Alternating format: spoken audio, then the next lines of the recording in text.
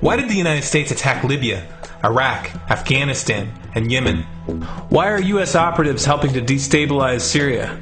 And why is the United States government so intent on taking down Iran, in spite of the fact that Iran has not attacked any country since 1798?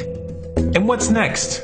What are we headed for? When you look at the current trajectory that we're on, it doesn't make any sense at all if you evaluate it based on what we're taught in school. And it doesn't make any sense if you base your worldview on the propaganda that the mainstream media tries to pass off as news. But it makes perfect sense once you know the real motives of the powers that be.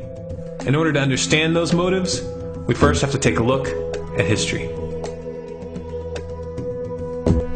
In 1945, the Bretton Woods Agreement established the dollar as the world reserve currency, which meant that international commodities were priced in dollars. The agreement, which gave the United States a distinct financial advantage, was made under the condition that those dollars would remain redeemable for gold at a consistent rate of $35 per ounce. The United States promised not to print very much money, but this was on the honor system, because the Federal Reserve refused to allow any audits or supervision of its printing presses. In the years leading up to 1970, expenditures in the Vietnam War made it clear to many countries that the U.S. was printing far more money than it had in gold. And in response, they began to ask for their gold back. This, of course, set off a rapid decline in the value of the dollar.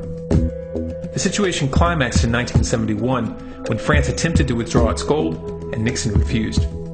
On August 15th, he made the following announcement. I have directed the Secretary of the Treasury to take the action necessary to defend the dollar against the speculators.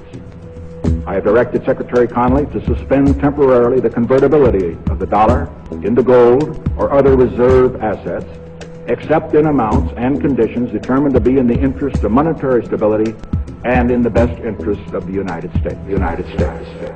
This was obviously not a temporary suspension, as he claimed, but rather a permanent default. And for the rest of the world who had entrusted the United States with their gold, it was outright theft. In 1973, President Nixon asked King Faisal of Saudi Arabia to accept only U.S. dollars as payment for oil and to invest any excess profits in U.S. Treasury bonds, notes, and bills. In return, Nixon offered military protection for Saudi oil fields. The same offer was extended to each of the world's key oil-producing countries, and by 1975, every member of OPEC had agreed to only sell their oil in U.S. dollars. The act of moving the dollar off of gold and tying it to foreign oil instantly forced every oil-importing country in the world to start maintaining a constant supply of Federal Reserve paper.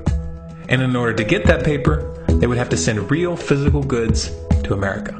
This was the birth of the petrodollar. Paper went out, everything America needed came in, and the United States got very, very rich as a result. It was the largest financial con in recorded history.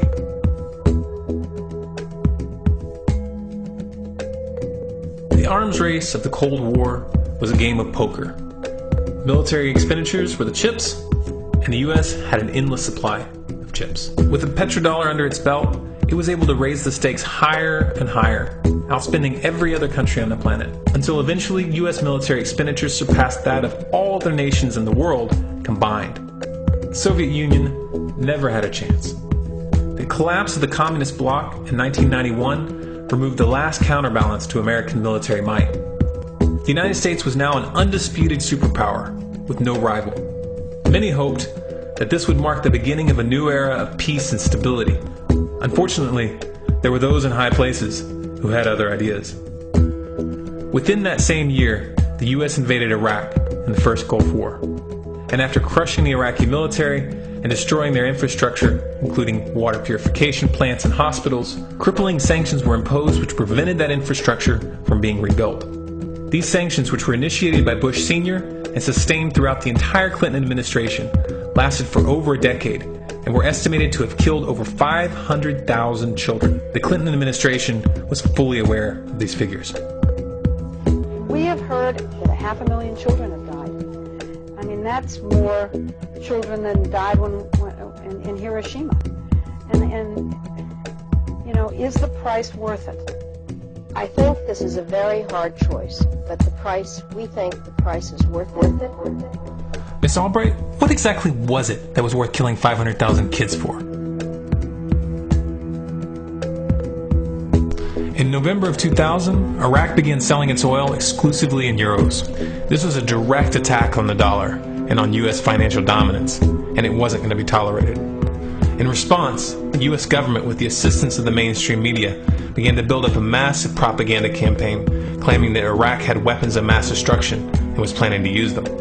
In 2003, the U.S. invaded, and once they had control of the country, oil sales were immediately switched back to dollars. This is particularly notable due to the fact that switching back to the dollar meant a 15 to 20% loss in revenue due to the euro's higher value.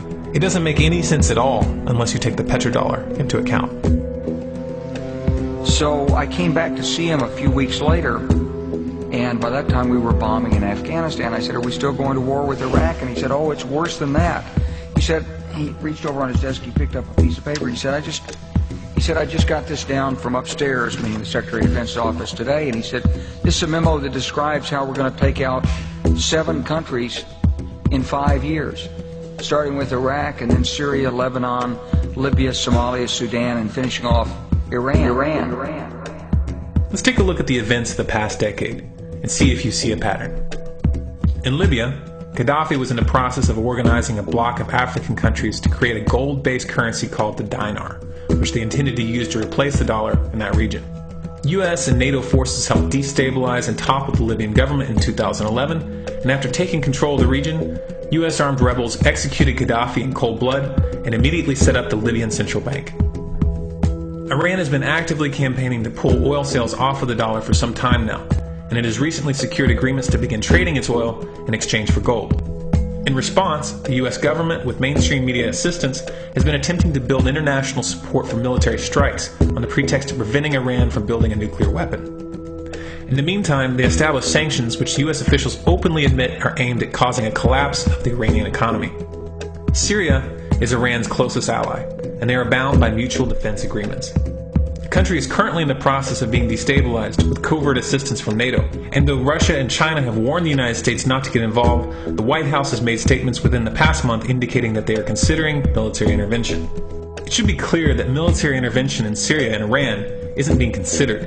It's a foregone conclusion, just as it was in Iraq and Libya. The U.S. is actively working to create the context which gives them the diplomatic cover to do what they already have planned.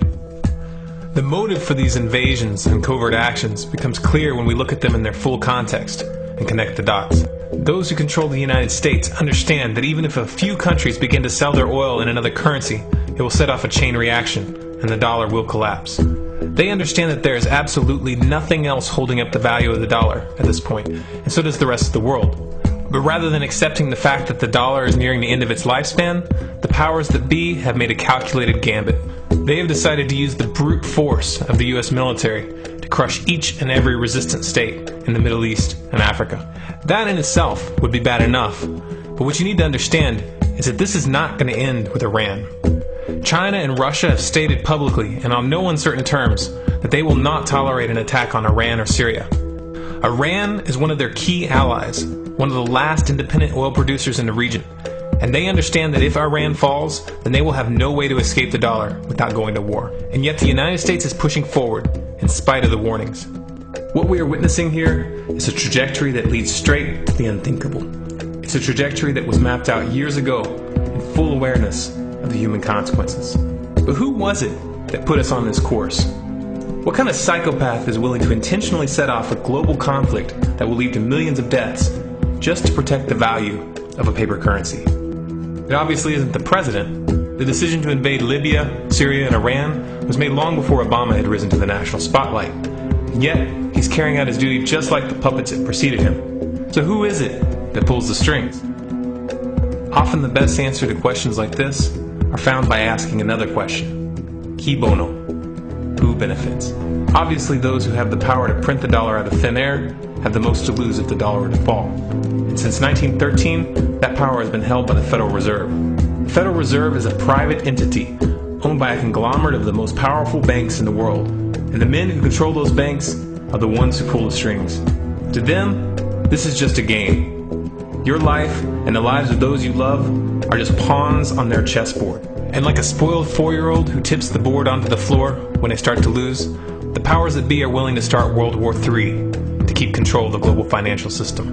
Remember that when these wars extend and accelerate. Remember that when your son or your neighbor's son comes back home in a flag-draped coffin. Remember that when they point the finger at the new boogeyman, because the madmen who are running this show will take this as far as you allow them to. So how much time do we have left? It's a question I hear constantly, but it's the wrong question. Asking how much time we have left is a passive posture. It's the attitude of a prisoner who's waiting to be taken out to a ditch and shot in the back of the head. What are our chances? Can we change course? Also the wrong question. The odds don't matter anymore. If you understand what we're facing, then you have a moral responsibility to do everything in your power to alter the course that we're on, regardless of the odds. It's only when you stop basing your involvement on the chances of success that success actually becomes possible. To strip the ill-begotten power from the financial elites and to bring these criminal cartels to justice will require nothing less than a revolution. The government is not going to save us. The government is completely infiltrated and corrupt to the core. Looking to them for a solution at this point is utterly naive. There are 3 stages of revolution, and they are sequential. Stage 1 is already underway. Stage 1 is the ideological resistance. In this stage, we have to actively work to wake up as many people as possible about what is happening and the direction we're headed. All revolutions originate from a shift in the mindset of the population, and no other meaningful resistance is possible without it. Success in this stage of the game can be measured by the contagion of ideas. When an idea reaches critical mass, it begins to spread on its own and seeps into all levels of society. In order to achieve that contagion, we need more people in this fight. We need more people speaking out, making videos, writing articles, getting this information onto the national and international stage. And we especially need to reach the police and the military. Stage 2 is civil disobedience, also known as nonviolent resistance. In this stage, you put your money where your mouth is, or more accurately, you withhold your money and your obedience from the government, and you do everything in your power to bring the gears of the state to a halt. Practiced in mass, this method alone is often enough to bring a regime to its knees. However, if you fail at this stage, Stage 3 is inevitable. Stage 3 is direct physical resistance. Direct physical resistance is the last resort, and it should be avoided and delayed as long as possible, and it should only be invoked after all other options have been thoroughly exhausted.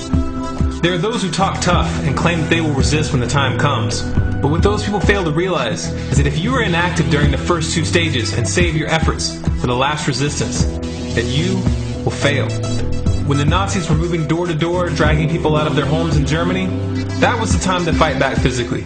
But due to the lack of ideological resistance and civil disobedience leading up to that moment, even an armed uprising would have likely failed at that point. An armed uprising can only succeed if the people have established an attitude of active resistance. And active resistance is only possible after their minds have broken free from the mainstream propaganda. If you want to fight back, it's now or never. You're not going to get another chance, and the stakes are far higher than they were in Nazi Germany.